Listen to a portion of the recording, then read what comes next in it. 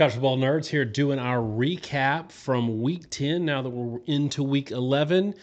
And we did do a top 10 last week. This week, we're going to kind of get caught up on everything because there might be some discussion about coaches and just sort of conferences. And so we're going to use this as an opportunity to do a bit more of a recap this time, but they're not gone for good. And if I can talk Josh into a live show here soon, then maybe we can do a top 10 live on air. All right, Josh, this past weekend was interesting, and I don't want people to, like, if they've already kind of felt like they've done all the rehashes and everything, there's still a lot to talk about in this. We kind of use the recaps as a starting point for just broader discussion, so people hang with us. To me, there was the shocking one with Miami at SMU that I want to talk about in a second. And then there's some Big Ten stuff that I want to get into.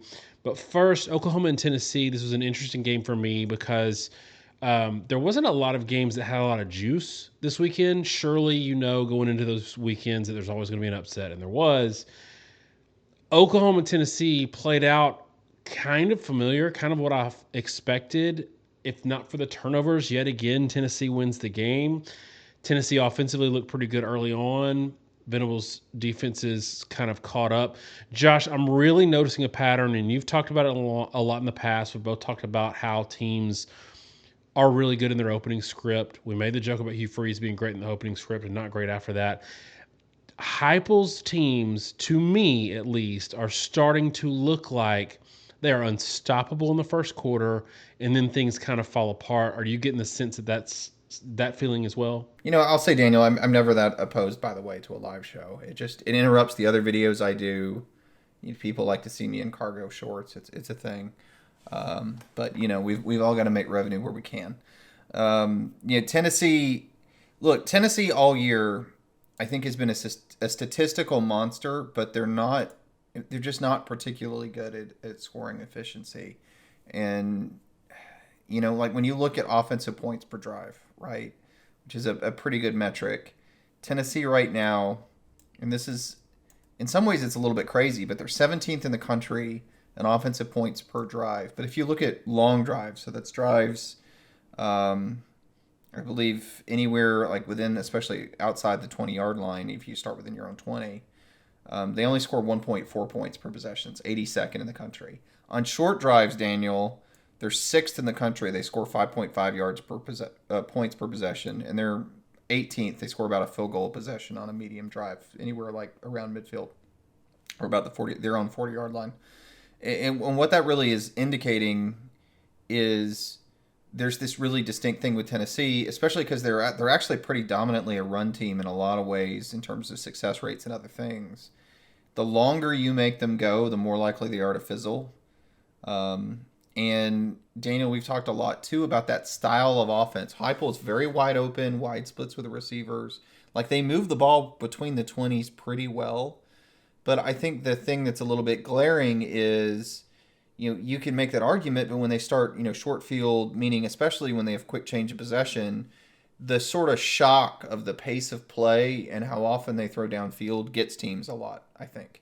They're willing to really chunk it down the field. They really spread you out, attack you with wherever your numbers are worst, and they do it super aggressively. And I think early in games and again in quick change scenarios, it tends to get defenses off guard. And then when the defense settles down and they say, okay, this is the game, play to it, give them the stuff that's underneath, understand they're going to move the ball some, Tennessee can't sustain it. And Daniel, I'll be honest, I think a lot of why that is, frankly, comes down to Aguilar and who he is as a quarterback. Because Aguilar can make a lot of plays for them and does, and he's a pretty good downfield thrower, but he's just not very consistent. Mechanically, accuracy, decision-making is not super consistent. And that offense that Heupel runs is just really, really sensitive that if you throw away plays and possessions with drops or other things, it stalls, right? And we used to see that with Joe Milton a lot. They take so many deep shots or just, in general, take so many aggressive shots. Those plays have a high percentage of being incompletions. And there's just a daggum massive difference between, you get 4 yards on first down, now you're in 2nd and 6. You're going to take a 40-yard shot. Well, you're either getting 40 yards down the field or you're now in 3rd and 6. And, whether or not you're on the opponent's 20 or whether you're 3rd and 6 on your 40 kind of makes a big difference in a ball game. And way too often they miss those opportunities right now. And that's what they are. I mean, it's just what they are as a program. They've done it the past few years. Maybe they're in the bucket of things that have been figured out from an RPO perspective and whatnot. And, the Oklahoma game was another one of those where, you look at the stat sheet at the end of the game, Daniel. I mean, Aguilar's 8.7 yards per 3 touchdowns, but he throws 2 picks. That Oklahoma, one thing they have going for him is a phenomenal run defense. And Tennessee did not run the ball very well at all in that game. They ran for 1.8 yards per carry, only 63 yards on the ground, which meant they didn't have a lot of even 3rd and 6s or a lot of 3rd and 8s if Tennessee wasn't executing the passing game. And Tennessee outgains Oklahoma by 100 yards, 28 first downs to 19, and they lose because they have 3 turnovers. They have so many wasted possessions, so much wasted yardage. Aguilar throws for 393. Mateer throws for 159, 1 interception, no touchdown, and Oklahoma wins the game 33-27. And speaking of Mateer, I he's not been as good as I anticipated him being this year. But even saying that, you and I have been both very much proven true in saying he was going to be a big upgrade over Jackson Arnold last year. And I think he has been that. And this is why I didn't understand a lot of the criticism about Venables. He already had a 10-win season at Oklahoma when he had a decent quarterback. And the issue for him is you give him good enough defense, he's going to win you games. They're not always going to be pretty, but he doesn't need an elite quarterback to win 9, 10 games. He just needs a good quarterback. And I think Mateer has been mostly that. I don't think they beat Alabama in 2 weeks with a stat line of 155 yards passing on like 5.5 yards per attempt.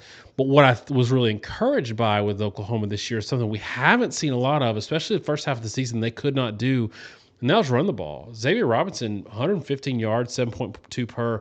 That's for Oklahoma all they need. Because if you can get that, then you can kind of take some pressure off Mateer. He ran it a lot in this game. People will point to the injury, the thumb injury, but he came back against Texas, and I said this before, I'll say it again. He was ripping tight spirals into triple coverage. Those were decisions that were a problem, not so much, mechanics or injuries. It didn't look like it, at least. On this sort of game, Josh, to me, the big win for Oklahoma is that they did it on the road. We've seen a couple of teams now sort of get that monkey off their back this year, being able to go on the road where they haven't in the last couple of years and win in a really hostile environment. And that environment was absolutely hopping. A lot of people talked about it. But Josh, Oklahoma right now sitting at 7-2. They've got Bama, Missouri, and LSU left, all winnable, all losable games. If they finish, let's say they finish out and beat, because Missouri doesn't have Bo Beulah anymore. Beat Missouri, beat LSU, lose to Alabama, finish 9-3.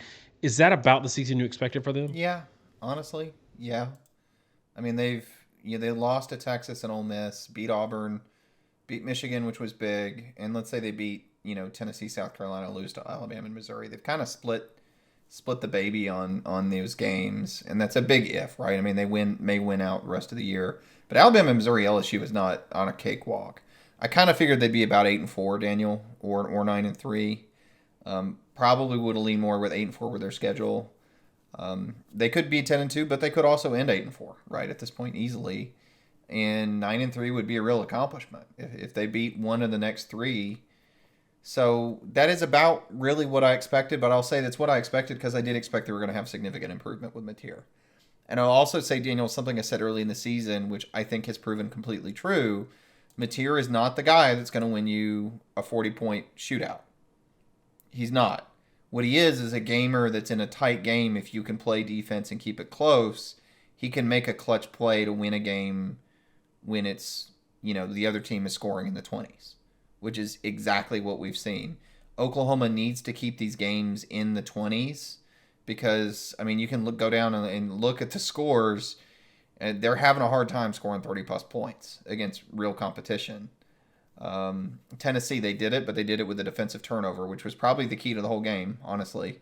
And so it's, it'll be interesting to see how they close out the year. They've got to continue to lean on the defense, and they can't ask too much of Mateer. And having a run game and having this defensive performance is a big deal in that. But if they get in one of these games and they do end up in a higher scoring game, I think that, Mateer he has surprised me a little bit. He has not shown to me that he's the kind of guy that's going to win you that game in that situation. All right, we're gonna move faster on these, y'all. I promise, because we got a few to get through, and if we, yeah, but now on this one we're pacing about an hour and a half, and I don't think that we'll keep everybody for that one. Miami lost to SMU. I don't think this is a huge shock. After losing to Louisville 2 weeks ago, losing to SMU, who's kind of struggled this year, was a little bit of a shock of who they lost to. But Josh, 2017 Miami started out 10-0, didn't make the playoffs. 2024 Miami started out 9-0, didn't make the playoffs. This Miami team started out 5-0. You lose to Louisville, you got the expanded playoffs. You could still get in. You bounce back with Stanford 42-7. The SMU game is interesting because it's really the offense that's struggling here. You got to be able to beat SMU soundly if you give up 20 points. And that's a struggle for me. But Josh, the most interesting thing about this is the 8-game conference schedule in the light of conference expansion has yet again reared its ugly head, because you've got Virginia, Georgia Tech, who aren't, especially Georgia Tech. So they're 5-1 in the conference. They're up there. Virginia's up there 5-0. Pitt's 5-1. Louisville 5-1. SMU 4-1. Miami's like 8th in the conference now with 2 losses because nobody's playing anybody. Georgia Tech doesn't play Miami. They don't play Florida State. They don't play Virginia. So you've got these teams not playing each other, and it may be that like the 4th and 6th best team end up making the conference championship game, and Miami not only doesn't get a chance to play them in the regular season and give them a loss, but they also don't get to play their way into the playoff picture because they don't have that conference championship game. Talk a little bit about that dynamic. We've seen it in other conferences and how it's kind of hurting these even better teams. Yeah, I mean, the ACC expanded, to heck, and the reality of the situation is when you balance those schedules and you expand that much, it creates situations where you just don't, you don't play all the teams in the rest of your conference. And the problem with the ACC is the bottom half, 2/3 of the conference just really isn't very good. And it means that there are not that many meaningful games being played. And when the bottom of the conference isn't very good, and frankly, they're going to get mad at me bringing this up, but they should know it's the case. The bottom half of the Big Ten's not very good either. And it creates a logjam with like 2 lost teams because, they may lose the 1 or 2 games they play each other, and somebody has to lose those to be clear. And so, there may be that you've got a bunch of really good teams in that group. It could be the case in the ACC, though probably not, because of out-of-conference play isn't a good indicator. But it creates a logjam in terms of evaluating the conference against itself. Miami, though, has, they're in that logjam, Daniel, but they're in it of their own accord. I mean, they had no business losing to Louisville and SMU. As a team, they're too good to be in this situation, and they continue to be. I mean, in our statistical profile, they're like the number 6 scoring defense, number 3 pass defense, number 5 run defense. The problem is that the offense is just inexplicably mediocre. I mean, 22nd in scoring, but 34th in passing, 27th in rushing. We've talked about before, we did it in the FSU preview, got a little bit of heat, but we were right. Miami does not have the kind of ground game that can pound out a game. And the problem is that Carson Beck is not the guy that can carry you on a consistent basis. And it's hard to put your finger on why, because I've always been high on him. I was high on him. Like, I thought he did well at the start of the year. But Daniel, I mean, it's yet again, 7.2 yards per attempt, 2 touchdowns, 2 interceptions. This is an SMU team that is not particularly good, frankly. I mean, pass defense, we have them 69th. They should have had no business struggling as much as they did in the past game. And, we were talking earlier, I think Beck looked worse than it even shows on the stat sheet. You would hope the past game could carry them in a game like this where they run for 159 yards and 40 carries, and it can't. And they score 20 points. They turn the ball over too much. They miss too many throws. I mean, is it how much of it is just Beck? Is this a repetition of what we saw last year at Georgia, where there are times where it looks like he just processes way too slow, his mechanics kind of go to crap. I don't know if he gets in his own head or what, but he's so Jekyll and Hyde. And when he's Hyde, he's like Hyde for 4 game spans, it feels like. And you really can lose a lot of ball games in that period. Yeah, and I've heard from some people that know a lot more than me about and are a lot closer to it than me that his issues aren't mechanical, they're not physical. There's just he's maybe an attitude guy, maybe not a great locker room guy, and sometimes that'll show itself out on the field. Okay, Josh, this is a weird one for me. I watched the game. It never really felt like it was gonna be out of control or in danger. But this is yet another situation where a good team plays an inferior team. The good team's offense kind of steps on the rake a little bit, and you look up in the fourth quarter, and it's a close game. Michigan beat Purdue, and this is not Purdue as bad as maybe last year, or the last couple of years, but it's still a Purdue that lost to Rutgers, was blanked by Northwestern, gave up 56 to Notre Dame, 43 to Illinois. They're better than they were, but they're still, 2-7. And this was a 5-point win for Michigan, 21-16. Michigan's defense was again fine in this game, but we usually say in these games the offense messes around and keeps the weaker team in it. But at some point, I think we have to acknowledge that this Michigan offense is kind of, we're in week 11, Josh, and I think Michigan is who they are and who they have been for a little bit, and that's a good running team, hard to build a whole offense around that, which means they're not a great offense with a really good defense, which means they could keep it close against a much better team, but they could also lose to an inferior team. Yeah. Once again, 54-yard carry. They're pretty well prone to rip off a big run about every game. And we've talked about this back and forth, and we'll never know the answer with Justice Haynes being out, right? They're saying they're missing his home run capability. I don't know that I buy that, Daniel. Marshall has been extremely effective himself. He's ripped off his own long runs. Haynes hasn't, maybe a little bit more of a gear, but I think it's maybe more of a function of the offense. But the thing that we've flagged, and we're not the only ones that did it, is that behind the scenes there, if you look at outside the big runs, they've been this like constant 4 or 5 yard a carry team. And that's still good, but they're not really dominating snap to snap.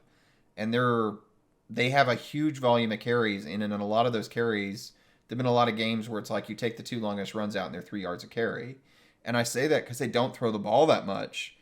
And so for huge periods of the game, they're not actually really moving the ball. And they pop off a couple big ones and it gets them 20 to 30 points. But they're not going to get more than that with this style of offense. I thought Bryce Underwood, look, he's a freshman and he's going to have his games that are good and games that are bad. This was not one of his better ones. And some of his issues, I think, are rearing their head a little bit in terms of consistency with how he plays and manages a position. And the other thing I will say with Underwood, he kind of has one gear when he throws the football. Like, it's always one velocity. And I've said this a lot with guys like him. When you throw like that, it makes small mistakes into big mistakes because there's just not a lot of touch and air. And I think that also reared its head a little bit in this game. Yeah, and he has to learn. So, like the first red zone interception or the first red zone turnover, that interception was a situation where he's trying to win a game and not the play. And the young guys are like that. They feel pressure or just like really wanting to make something happen. Physically know they can do it, and they force stuff. And that was an unnecessary force. I think he actually could have run for it on that one. Okay, it'll be interesting to see because this may end up being Ohio State's only ranked opponent. I actually think Washington might end up staying ranked just because of who they've got, as long as they can beat, as long as they can beat Oregon down the stretch or at least make that one close. On the other side of the spectrum, we have teams that were ranked that probably shouldn't have been, and this is a situation where the disparity in conferences really come into play, and people want to make fun of us, like, because we talked about South Carolina can be a good team who's not good enough to beat, number 6 or whatever Ole Miss, number 4 Alabama. They weren't good enough to beat a top 10 Vanderbilt. So that means they suck because their win-loss record, I think they're like 3-6 now, or 4-6 or something like that. Can't be 4-6 because that'd be 10 games. Okay, so but that's a South Carolina team that has a first round draft pick at quarterback, 2 first round draft pick pass rushers. You know that one kid, Stewart, he might be the number 1 overall pick in 2026. So there is talent on that team, but they can't be considered. They're a bad loss, or they're a bad win for Alabama because that was a close game. But if Alabama beat number 22 Houston last week, then that would be considered a good win because Houston, they were 7-1 going into the weekend. But Houston plays in the Big 12. Their out of conference games were Stephen F. Austin and Rice. They played a Big 10 game out of conference. So it's really, oh no, I take that back. They played Oregon State out of conference. So they didn't play any P4s out of conference. And then they had like kind of ugly game against Colorado, ugly game against Oklahoma State, beat Arizona by 3, beat Arizona State by 1 score, got blown up by Texas Tech. But hey, they were 7-1. So you beat a 7-1 team, you're really good. Well, turns out they lost to West Virginia by double digits. And West Virginia's terrible. So Josh, talk just a little bit about how perceptions are kind of skewed based on we're so locked into the loss column and that determining whether or not you're good. And in this era, it's a little more nuanced than that. I mean, I know this is a big soapbox for you, and I mean, you're inviting me to kind of talk on the realities of it. I mean, you said Houston, Daniel. I actually thought you were going to talk about Cincinnati, because Utah blew out Cincinnati 45-14, and Utah was a 2-loss team, so they were 24, and Cincinnati was a 1-loss team, so they were 17. But Cincinnati lost a close game to Nebraska to open the year, and they hadn't lost since. But the not losing since was a 3-point win over Kansas, 1-score win over Iowa State, 20-11 over UCF, and then you blow out Oklahoma State, Baylor, Northwestern State, and actually didn't beat in Bowling Green by that much either. There were a lot of signs these teams weren't very good, and power ratings didn't really think very highly of them either. So. I think the Big 12 in particular, and before anybody gets up in arms, it was really, we are talking about the Big 12 here, kind of has a problem where, some teams have got to have decent records. And I'm going through, like our power rating, which, for better or worse, we have Houston 48th, and we have Cincinnati 24th. I mean, they were the team that was the closest. But Houston in particular, I mean, and from a power rating perspective, just wasn't much of an indication they were a good team. They beat Arizona State, and Arizona State, has a lot of issues. I mean, they're not the team they're supposed to be with injuries and whatnot. And so, yeah, I mean, we feel like we've got to rank a team that's 7-1 high. And at some level, I get it, but the reality in conference expansion is these schedules are so different that something has to come into play. And, Daniel, I'm going to use that to transition into another thing that we called, which was Georgia Tech. Because, I tweeted, with some level of traction that I thought Georgia Tech was the big imposter in the current rankings a couple of weeks ago. And I said that, honestly, it was kind of a joke that Georgia Tech was a top 10 team. And people, especially Georgia Tech fans, naturally took major exception to it. But they got ranked where they did, Daniel, because they beat Clemson, who was top 15, 24-21 in a close game. Now, we had called an LSU-Clemson game even before the game. We said, look, I think these teams are way overrated. We talked about in the preseason that LSU and Clemson should never have been ranked where they were. Every single AP voter, every single one, had, for example, LSU a top 13 team, even though they finished unranked last year.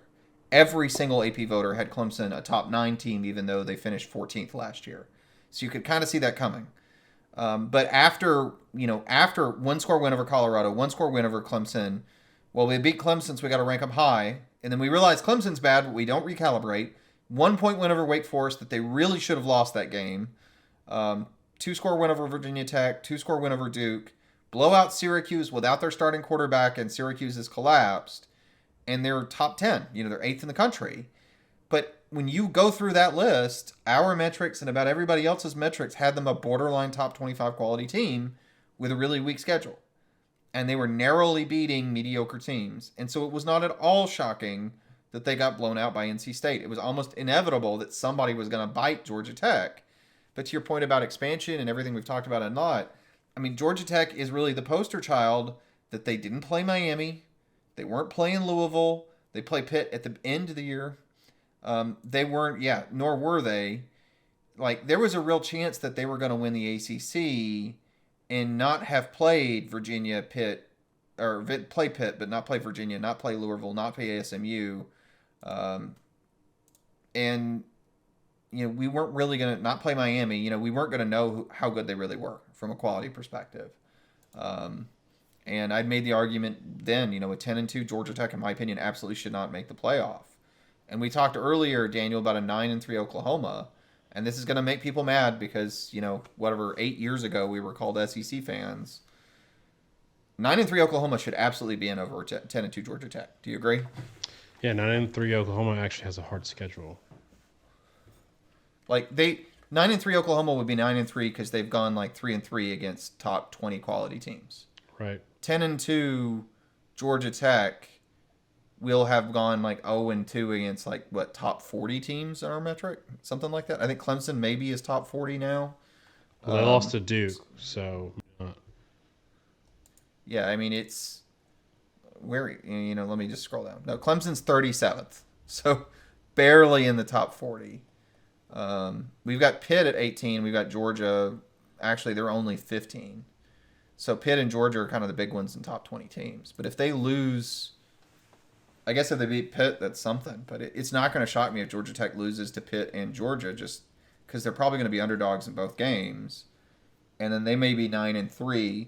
And the difference between Oklahoma at 9-3 and Georgia Tech at 9-3, from a quality perspective, never mind like the whole strength of record concept it just can't possibly be any larger. Yeah, and it'll be interesting because, Missouri is sitting at 6-2. They're going to drop out of the top 25 when they lose to number 11 Oklahoma, number 3 Texas A&M, number 10 Vanderbilt, number now 4 Alabama. These schedules are brutal, and so we do have to calibrate. One quick point I have to make from a rant standpoint. Josh, did you watch Utah Cincinnati? You're on the East Coast, so probably not. No, I only got to watch a little bit of it. Okay. I'm on the East Coast with a 1-year-old. I hate how late those games are, but I didn't get to see much of it. This game was a 10:30 kick East Coast. Now, what's really weird about this to me is I don't think, I'm not great at geography, but I don't think either one of those teams is even in the Pacific time zone. Certainly not in Hawaii time. So why are we kicking off? That's what, an 8:30 local kick? That's insane to me because, Josh, we've ranted on this for years, but this is the thing that ended up considerably contributing to the Pac-12's demise. Obviously, they made a lot of bad deals, and there was a lot. It was complex what happened to them, but part of it was they did these TV deals that had them playing so late that ended up they'd always complain about East Coast bias, but when your games are ending at 2 a.m. on the East Coast, there's a reason why people aren't watching your games, and it's not because they don't like your teams. I wanted to watch this game because I'm actually sneaky high on Utah right now, and by extension, I'm high on the teams that have beaten Utah.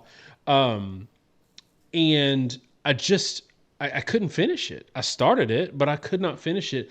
They've got to fix that. End of that rant. So, Georgia, Florida. Pretty fun game to watch. It was back and forth throughout. There's this concept that's unscientific that probably is purely anecdotal, but there is what we've seen this year, at least, is this kind of dead cat bounce where we get a little bit of life out of a team the first game they play after they replace a coach. That might have been something going on here. I think people forget that Florida has good athletes. They have a pretty good roster. But in general, I wanted to see a little more from Georgia. Now they could have they took a knee on the one and broke a lot of hearts for people that had Georgia +7 or -7. But in general, I kind of want it. To me, it feels like either one week Georgia's offense is great and their defense is trash, like Ole Miss, or this week, yes, I think they scored 24 points, but their offense really couldn't get it in gear and take advantage of opportunities when Florida wasn't scoring. And there's a lot to be said here about what Georgia is. I mean, I find it interesting right now, Daniel. I mean, Georgia's the number one team in FBI's offensive ratings. Number one in the country offensively. Defensively, they're 26th. I mean, they're not the prototypical, stereotypical Georgia team this year. They're just not. Their secondary has issues. They lose Jones at safety in that game. They're kind of playing a mash unit on the back end. It really gave them some issues, and I think really opened up a lot of stuff for Florida, frankly, in the game with all the injuries Georgia had. But offensively, they're hyper efficient, and FEI is an efficiency based metric, right? Brian Fremeau, you can go to bcftoys.com and look at his statistic. He's a good friend of our channel, has been for a long time. It's always going to favor teams that are really hyper efficient, maybe more so than explosive. And foreshadow a stat we'll get into later. I've been messing around a little bit talking about like depth of target on completions has been a big conversation with Ohio State and whatnot. In terms of completion, percentage of completions between 20 and 40 yards downfield, Georgia's 135th out of 136 teams, Daniel. They do not throw intermediate passes whatsoever at Georgia. And so when you're talking about, kind of what these teams are, and the thing is, like, at 50-plus yard passes, they also don't really, I'm trying to pull it up right now, but they don't hardly throw those at all. Like, they're yet to complete a throw of 50 yards in a game, and that's after completion, right? And they've only thrown a few passes, 40 yards or more. Like, their depth of target is extremely shallow. 85% of Georgia's passes are within 20 yards. Completion, like total yardage on the play, is within 20 yards. And what it ends up kind of doing to them as a team, I think, is it really kind of limits their ability in these games to pull away. And I think that's kind of what we saw. I mean, it makes them a little bit vulnerable, even though they're this sort of efficiency monster, hyper efficient beast. They're not, they're not really very explosive, which has been a problem for them for years. And they have 42-yard play from Zachariah Branch, and then you go through the rest of the receiving chart, and it's just a lot of short stuff. And a run game that, Bowens ended up 7.8 yards per, but it was because he had 36 yards on one carry. The rest of the time he was about 4.5 yards per carry. Frazier 3.8. They're just not really doing a whole lot on either side to really punch it in. And when you're in that situation, it does leave you vulnerable. I agree with you. The as you put it, like the dead cat bounce. Florida is a team that's sort of been in a death spiral. Defensively, we got them 65th against the pass and 35th against the run. But if you watched them against LSU and Miami, they were much better than that defensively early in the year. Even the South Florida game they lost, they only gave up 18 points in that game. It was turnovers were killer. Florida played like the defense they were at the beginning of the year when they were probably a top 15 defense in this game, I think. You saw the personnel actually kind of seem to give a crap for the first time in a month. And they won. It's the same reason they beat Texas. And so I'm a little less inclined to be too negative. And Daniel, this is always the thing that gets people really angry. One, I always say, team, you're never your best game and you're never your worst game. And for Georgia, this is probably their worst game. You're just never either. You're probably your third best game and your third worst game. And if you watch a team and you watch So often when you see a team play, especially in a bowl game, they'll watch the worst game somebody else played and go, "Oh, I watched them. They're terrible. They're trash." It's don't watch their worst game or second worst game or their loss. Like watch the middle results. And the second thing, Daniel, that is always a soapbox for me is being a low ranked team with a bad result does not mean you're a bad quality team. Florida is a decent quality team that has played bad football. And those are the most dangerous teams you can play. Is a team that has decent quality but has played bad football, because you may not get the bad football game out of them. In the Big Ten, I would say Illinois is probably that team, which is very hard to place because they're a team that has played some really bad football, but they can be a decent quality team, or at least they can be in theory. And so they end up being really dangerous. And so, I think that's kind of what this Florida game was. I think Georgia had a mediocre game in a lot of ways. And, playing a really good defense that was trying, and playing a game where Lagway was actually a lot more consistent, at least compared to how he normally is, even with the miss at the end of the game, which was hyper characteristic of who he's been as a quarterback, kind of made for a dangerous football game. All right, so I want to get into a discussion about conferences to wind this down. I know you've got some thoughts on quarterback play. Right now, it is tough. It is tough to evaluate because a lot of the discussions are very circular in terms of why a team is considered good, why a team is considered bad. And it has a little bit to do with what I talked about before. And look, we make assumptions about SEC teams that we think are good too that might be wrong. But I will say that the SEC had a tremendously good out of conference record this year against Power 4 teams. And it wasn't, somebody on Twitter was like, well, bowls are more of an indicator because they're evenly matched teams. But, you've got Oklahoma, who's currently 3-2 in the SEC. They beat Michigan by double digits. You've got LSU, who's way down here on the list. They went on the road and beat Clemson. A&M beat Notre Dame. Texas, for all of their struggles, and I do give both teams some grace in the opener, Texas held their own against Ohio State. Ohio State fans want us to believe that was basically 40-0, and they just didn't want it to be. But that was a good football game. Like, it was a competitive football Texas game. outgained them by by a good clip. by a significant clip. I mean, about almost 150 yards they outgained them. And I'm not saying that Texas, that Ohio State won in a fluke. I absolutely don't think that's the case. Ohio State put two drives together and knew they didn't need to do a whole lot. But, I mean, Ohio State had 203 yards of offense in that game. Right. Texas had 16 first downs. Ohio State had 11. I mean, in a lot of ways, Texas actually outplayed, on average per snap, Texas outplayed Ohio State in that ball game.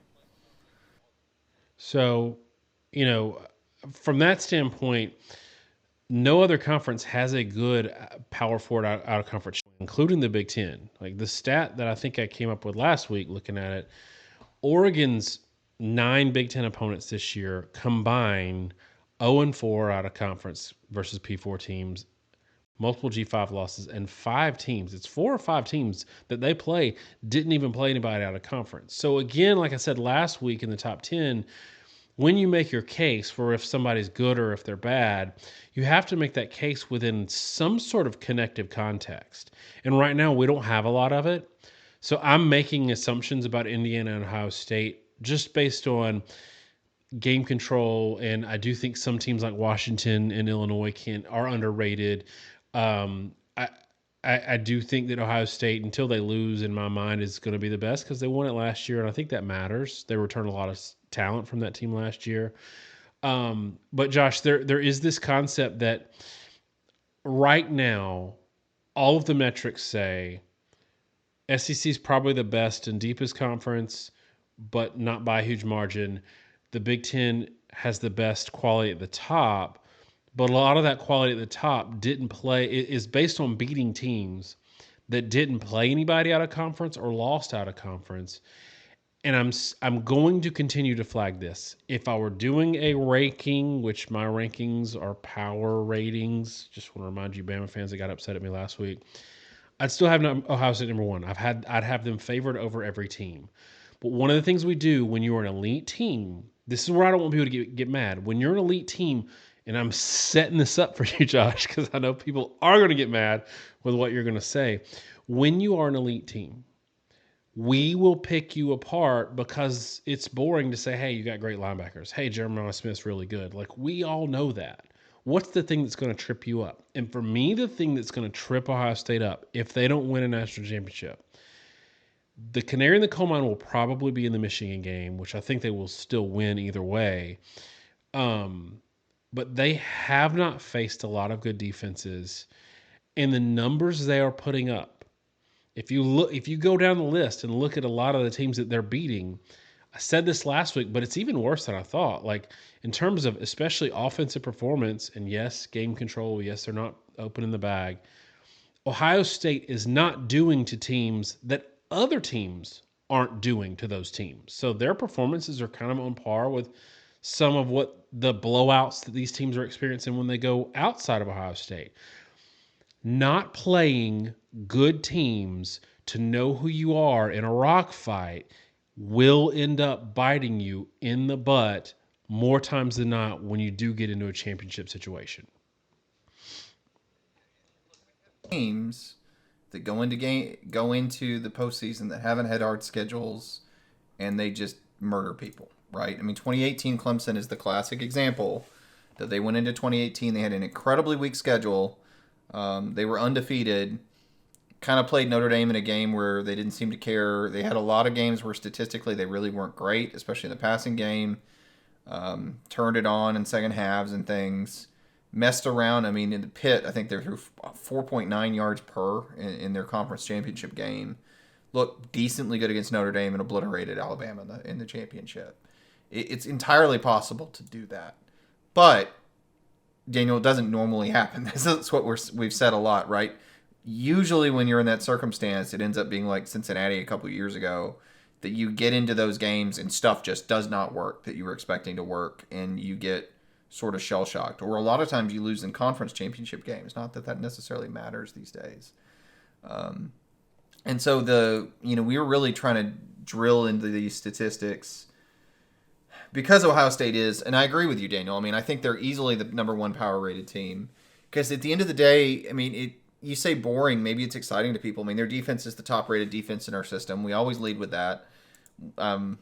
They're number one in scoring defense, number one in pass defense, number 9 in run defense. I mean, they're just dominant statistically in our system defensively. That's why they're the top-rated team by a large margin. We have them 13th in scoring offense, 8th in passing offense, 23rd in rush offense. And the question is more, I don't really question the defense, though I do think, they really haven't played a lot of really, really good offenses. Washington's probably the most dangerous. Washington is an interesting profile. They're a little limited in certain ways, though they shut them down to such an extent that it's hard to gripe too much. The question is, I think a lot of Ohio State fans feel like they have the most dominant passing attack in the country. And again, our system has them 8th. They're really good. They're not necessarily in that top 5 Joe Burrow elite sphere. And I've seen, I don't know how many people, and look, Twitter, I hate Twitter, and I try not to respond to Twitter because it is the vocal minority. And, these large fan bases have certain factions. There's a certain faction of Ohio State's fan base, just like Alabama's and Georgia's and a lot of others, that don't love us because we talk too much and don't just talk about how great everybody is. They're not statistically in that top 5 range, despite completion percentage, despite they have the greatest PFF ratings known to man, though I will go to my grave saying college PFF ratings, they're almost certainly formulaic. They don't line up at all with how performances work. They're way too closely tied to completion percentage and QB rating in particular. They're almost certainly formulaic, maybe with a little bit of, I think they do things like when they do line ratings, they look at who, they assign sacks in a semi-official, unofficial capacity. And I think they look at who gets assigned giving up a sack, and they use that to adjust the rating. they absolutely are not rating the quality of decision making and throw and all that at the college level. And if you look, you'll find that they don't really even claim to anymore in rant. But getting to it with Ohio State, if you drill in and look at the pass defense rankings, so this is opponent adjusted yard per attempt. And when we say opponent adjusted in our system, that's the relative performance ranking, meaning how well did you do against your competition versus how well your competition did against everybody else. We're not using priors. We're not using recruiting rankings. It's a very straightforward, just straight opponent adjusted pass defense yard per attempt number. The Big Ten has really good pass defenses in it. Let's be clear. Ohio State's first, Oregon's second, Nebraska's fourth, Michigan's fifth, Indiana's sixth, Iowa's 13th. That is 6 teams in the top 15. It is 5 of the top 6 pass defenses in our system are in the Big Ten. The problem? Ohio State will only play one of those. And they haven't played any of them yet. You have to go down to Illinois, who's 24th, to see the first one they faced. Washington is second in our system at 30th. The next best they faced is actually Texas, who is only 47th. They do not have a particularly good pass defense. There's a reason Vandy lit them up. There's a reason Mississippi State lit them up. Defensively, they've got a good pass rush. They have not been a good pass defense throughout the year. And so when you really break that down and you look at the rest of the schedule, I mentioned those 3. Those are the only 3 top 60 pass defenses that Ohio State has faced. Wisconsin, we have 75th. Penn State, we have at 62nd. Minnesota is 91st. Ohio is 112th. They're not good pass defenses. And so when people have kind of come at us and said, well, what do you say now about the deep ball? We can maybe even talk about that in a second because I've done some research on that. Because to me, it's not defending a position, it's explaining it. I want to know if I'm wrong. I want to know what the position is. They've done a good job of layering the ball out. He floats the ball well, puts good air under it, throws a catchable deep ball. They hit open receivers when they're open. But when we talk about those deep ball plays, it was Penn State, it was Minnesota, who has a horrid pass defense, as it turns out. They're really over-aggressive because the corner play is really, really bad. And those have been the games that everybody points to. Statistically, if you want to look at the 3 top 60 teams they played, Illinois, Washington, and Texas, they have 1 25-yard completion in those 3 games combined. 1. You want to look at yard per attempt in those 3 games. 6.3 yards per attempt against Texas, 7.4 yards per attempt against Washington, 6.1 yards per attempt against Illinois. They were not a particularly effective passing team in any of the 3. And again, these really are not great pass defenses. They're merely good ones. And so, Daniel, when you run through this, they're a statistical juggernaut because they're 12.2 on Minnesota. They're 13.7 on Penn State. We have those as bottom half of the country pass defenses. And consistently, the 3 teams we have rated top 60, they did not have a great day against any of the 3 of them. They did not have downfield passing against any of the 3 of them. And maybe they've got it in the bank. But everybody that keeps turning to us and say, look, we proved it. Look what we did against Penn State. They're top 5 pass defense in the country because people are looking at total yardage passing, which is problematic for a large variety of reasons. The 3 teams that I would point to, it doesn't hold up. Not in a single instance. And maybe they've got it there. And they absolutely, I think, are throwing more passes downfield. They do seem to be going into rhythm. But Daniel, there's reason for concern. They have not played a top 20 pass defense. They will play one against Michigan. They will play one in the conference championship game. And let me be really clear. Everyone that wants to say, see, SEC fans, I'm really not talking about the playoff. I'm talking about what's going to happen to Ohio State when they play Michigan. Are you going to lose to Michigan again? I'm talking about what happens to Ohio State when they get to the conference championship game and have to play in Indiana and Oregon that we have top 6 in the country in pass defense. Those teams could be a shock to Ohio State's system because they are so much better than anything they've played. And when we're projecting Ohio State, there are signs of scaling issues in this offense. And I think Sayan is insanely elite and hyper accurate, throwing 0 to 20 yards. He is one of the fastest releases I've ever seen. He throws laser beams. He especially throws laser beams on the run outside the pocket. He and Dante Moore both share that trait. Their accuracy on the run is incredible on those quick outs and corner throws.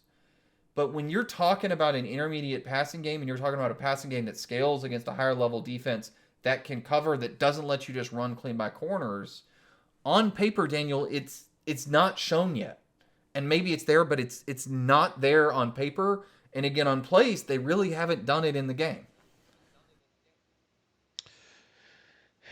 And I'm glad you interjected that last bit because there are things you can glean from a quarterback playing a mediocre team that you can see, hey, not everybody's doing that. You know, if you go back and watch Sagan against Penn State, against Wisconsin, the throws in the run I thought were really impressive.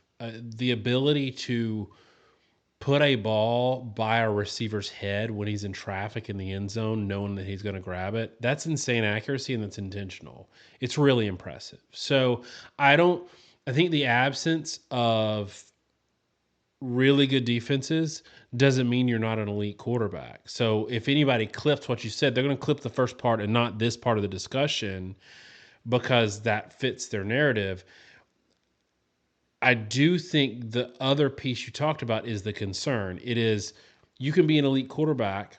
You know, the same thing happens the opposite way. If you have a defense that hasn't faced a really high flying offense all year, it takes a lot of adjustment in game to figure out who you are against like a tempo offense that throws a lot and you play a lot of, bruising teams.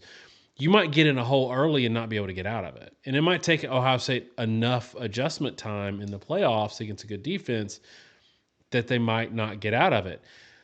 I would just say that there's a difference between this Ohio State offense hasn't played a good defense, therefore they suck, which is a dumb thing to say because they've got 2 first-round wide receivers. They've got a good offensive line. Running game's not super there yet, but they've got a first-round quarterback probably. But when we're talking about I've seen people say that Sayan's clearly the best quarterback since Joe Burrow. You got to give him the Heisman right now. And this is not just like one-off weirdos on Twitter. This is becoming an undercurrent that's like kind of crazy. When you think about Josh, the average defense that Ohio State's played this year, and again, this is not their fault, but this is just the reality. The average defense they've played is Wisconsin.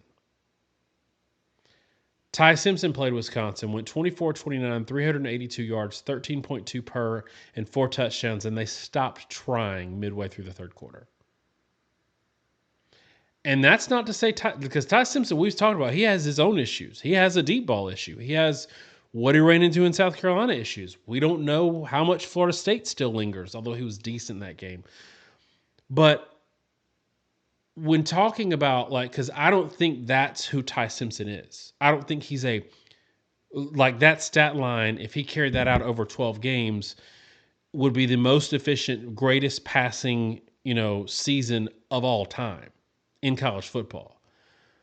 That's against the average defense that Ohio State's faced this year. They're in that 60 to 70th range. And you talk about scaling issues, and that's the concern is what happens when you don't have to have, 2 safeties over the top all the time? What happens when you don't have enough time to let these great wide receivers get down the field? We don't know. That's not, again, I want to stress, this is not a failure. This is an incomplete and is an interesting talking point because it's rare that a Big Ten team, and this is because of expansion, gets this far into the season and hasn't played enough good teams for us to really know who they are. I think I know who Ohio State is. I think they are going to be good against good defenses, but there's enough there in terms of who they haven't played to maybe not know for sure. Josh, wrap us up with one final talking point before we start. We'll go and record a preview before we all go to sleep. Yeah. And the last thing, Daniel, way too much is made because, I just have to think myself out of a hole and I have to analyze the crap out of everything I do. It's the nature of who I am, how this channel works. About depth of target and all this stuff was saying. And I made the point, end of September that at that point, what were they, 98th in the country in 20-plus yard throws. And now people talked about sort of goalpost moving because Ohio State is really bottom of the country in throws between 20 and 40 yards. And there were a lot of things that have sort of been said to explain it or excuse it. The thing that I said in the post itself was, one, I pointed out that I think Sane is really elite underneath, and two, I feel like they're probably intentionally avoiding those throws because that's the depth at which you're throwing at or right underneath safety depth. It's the most likely place to be intercepted, throwing behind the linebackers underneath the safeties if you're facing a lot of bailing cover 3, cover 4, which a lot of teams run, especially playing Ohio State because of who Ohio State has a receiver. But one of the big things that got asked is, hey, well, you're talking about the number of throws, but that's not fair because Ohio State doesn't throw many passes. So, Daniel, I went through and I calculated the stupid list of the percentage of completions depending on depth of completion. I'm sorry, I can't do depth of target because there is no official data source whatsoever for air yard depth of target in college. It's kept in the NFL by a couple sources. It's not kept in college, and even the ones that maybe there's one or two sources, but it's not reliable or publicly available. So all I could do was completion, so total length of the play. And I did it percentage of completion. Now, let me be clear, that's the only fair way to do it because the only thing you have is the number of completions at a certain depth, and then you look at the number of completions of a certain depth as a ratio of the number of completions total to determine the percentage of completions at each depth. The argument would be, well, Ohio State's rate of completions is extremely high. Like, not Carnell Tate has caught, I think, 9 of 10 throws over 20 or 40 yards. I forget which. I will note that actually works the other way if you think about it.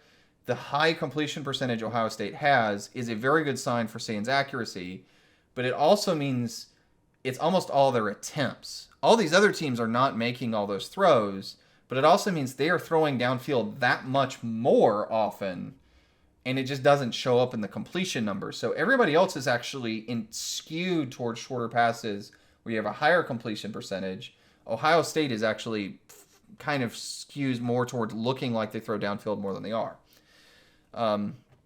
All that said, when you look at throws of 20 to 40 yards, just looking at, I'll go down the list, like 128th down. LSU is 128th. Wisconsin's 129th. UCLA's 130th. UTSA 131st. Ohio State is 132nd. Northern Illinois 133. Auburn 134. Georgia State, and then UMass is at the bottom. Now, Ohio State is sort of the aberration because 7% of Ohio State's throws or completions have been over 40 yards. The only team that has that kind of a profile when you look at it statistically is Mississippi State. They're 114th in the country in throws of 20 to 40 yards. 9% of their throws, though, are over 40. And I'm trying to look, like, really in the top, the bottom 40 teams in 20 to 40 yard depth of throw. Ohio State and Mississippi State are the only teams really over 5% of their throws being beyond 40, meaning everybody else that doesn't throw 20 to 40 also doesn't throw 40 plus. And Daniel, just to make it graphical in my own, just cheap, quick, and dirty chart, I put together a formula of depth of pass completion.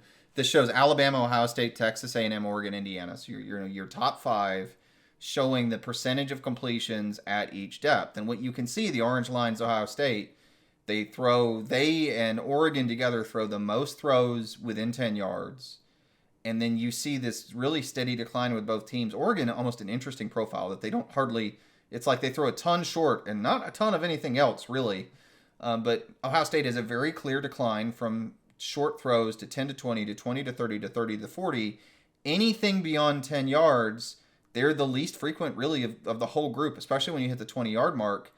And I know that's not a huge distance, but what that's showing you is Ohio State throws about half as many throws in the 20 to 30-yard range as any of these other teams. Same's really true at 30 to 40. You see this huge bump at 40 to 50 where Ohio State does have a really good deep ball over coverage. It's something Sane has done a really good job of. And then it sort of goes back down. I think it's interesting that you see the blue and the purple, dark blue and the purple lines. It's Alabama and Indiana. are almost identical with their profiles. Alabama a little more 10 to 20 yards, but I mean, the blue and the purple line there track really closely. And then A&M has this weird sort of jaggedy line, probably a function of their offense with Reed and how much they throw corner routes and whatnot. And they don't throw nearly as much short, which is kind of interesting. Again, they're more of a take shots downfield in the intermediate range offense. But, you can take this for whatever it is. It's just data. But what's indisputable is Ohio State throws a ton short where they're super efficient, and they throw a ton over the top where they're super efficient. They don't throw many passes between the two. Is it intentional? Is it a smart move because they don't have to and you don't want to risk turnovers? Is it something Ohio State ever needs to do? Can they just throw deep and throw short and beat anybody in the country because they have Tate and Jeremiah Smith? They very well can. But it's a statistical truth that they do this. And it's worth having a conversation about why, about whether it matters, about whether this is something that they're going to have to turn on and find a way to do, or maybe they'll be able to throw over coverage enough to score when we're talking Big Ten championship, playoff championship. But what's undisputable, they have a kind of unique passing statistical profile, is all I really have been really wanting to point out. I will tell you, the comments early in the year about Sayan's ability to rifle a ball downfield, frankly, that actually came from scouts I know that I was trying to protect. But I know people that have evaluated him. That was a scouting eval from him as a recruit and as an early college player. There are people that he has a bit of a sidearm quick motion. It's why the ball comes out really fast. And there are people a lot like the same concern some people had with Arch Manning. They're concerned about whether or not that motion is going to be a problem for him trying to rip balls down a seam. I don't think it's an issue at all when he throws over the top and puts air under it. I don't know if they're right or wrong, frankly, because there's just not that many throws in intermediate. So, hate it all you want. This is the data. This is the chart. You can see it. It is what it is, but, it is a unique profile. I think it's an interesting conversation point for the number one team in the country. I don't think there's anything to here to say that Ohio State can't be the type of team you want them to be. They haven't been missing a ton of throws in the 20 to 40 range. But it is interesting when you pair it to the fact that against better pass defenses, they have not thrown it downfield very much at all. And their yard per attempt number goes way down, that maybe there is something to this and maybe they're going to run into a scaling issue. I don't know. But when you're talking about the number one team in the country and you see something unique like that, I think it's worth a discussion. All right, y'all. If you've hung on this long, we have nothing but thanks for you. You are a soldier, and we want to comment from you. So let us know in the comments what you think about this long format show and whether or not we're wrong about we're not even making claims about Ohio State at this point, but even bringing it up. Is it something that you find interesting, or is it that they're just so far ahead of everybody else? Ryan Day's got game control, and we just aren't seeing it. Thanks so much, y'all. Have a great week, and God bless.